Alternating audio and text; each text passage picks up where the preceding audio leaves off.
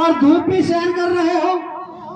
इस प्रोग्राम को करने का जब भी उद्देश्य पूरा होगा जब आप इस बात को समझ के जाएं कि दलित स्वाभिमान किस प्रकार से फिर से जिंदा हो सकता है।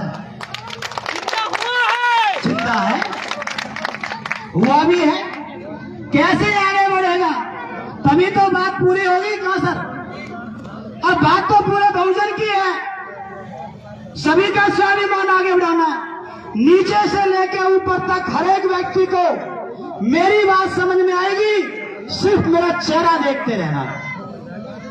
बेटे सुनो, चेहरा देखते रहो। धूप हमको भी लग रही है, ये पंखा वंखा बंद कर दो, सिर्फ हमें देखो।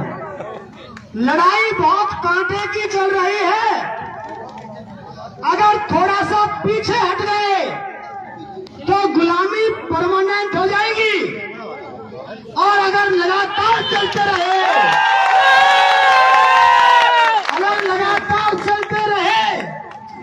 तो इस देश की प्रधानमंत्री की कुर्सी तक भी आप लोग पहुंचोगे। इसी बात को कहकर के मैं बहन कुमारी मायावती जी के पास में कहता था, सुनो भैया, मैं जब राष्ट्रीय उपाध्यक्ष था, जब मुझको पार्टी से निकाला गया तो मैंने सोचा बहन जी मुझे बहुत प्यार करती है, आखिर निकाल कैसे दिया।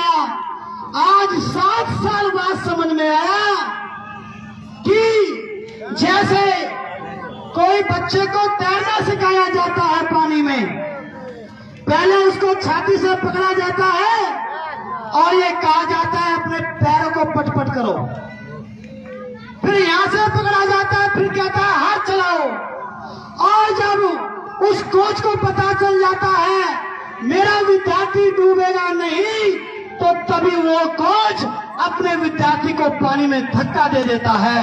इसका मतलब यह नहीं है कि वो कोच अपने विद्यार्थी को डुबाना चाहता है, इसका मतलब उस कोच को पता चल गया है मेरा विद्यार्थी डूबने वाला नहीं है। लड़ाई बराबर चलेगी। मैं तो कहता आया हूं, आए जब हमारे बाबा साहब क्या कहेंगे, मेरे नौजवान साथियों, मेरे बुद्धिजीवी लोगों, बाबा साहब कहते गए थे मैं तुमको जो देके जा रहा हूं मुझे उसके बदले में कुछ नहीं चाहिए, लेकिन कभी फ्यूचर में मेरा समाज अगर संकट में फंस जाए तो बुद्धिजीवी पढ़े लिखे लोगों तुम्हारे कंधे पे जिम्मेदारी देके के जा रहा हूं, का काम करो, वरना क्या होगा, आगे आने वाली पीढ़ियां क्या कहेंगी, अरे मेरा बाबा इतना लायक था, पूरा देश उसके विरोध में था, उसके बाद भी सारे अधिकार दिला के गया, लेकिन मेरा बाप इतना नालायक निकला, उसमें से एक अधिकार को भी बचा करके नहीं कर पाया। हम नाजायज औलाद नहीं है, हम नालायक औलाद नहीं है। हमने ये वचन दिया है कि साहब काशीराम, अगर तुमने टूटी चप्पल पहन करके साइकिल पे चल के मुर्दों के कपड़े पहन करके जमीन पे सो करके सूखी रोटी को 5-5 दिन की सूखी रोटी को पानी में डुबो के खा करके अगर तुमने हमको सीएम बना के दिया है, तो आपकी असली सपूत औलाद उस दिन कहलाएंगे जब इस देश का प्रधानमंत्री बना कर मरने वाले नहीं है।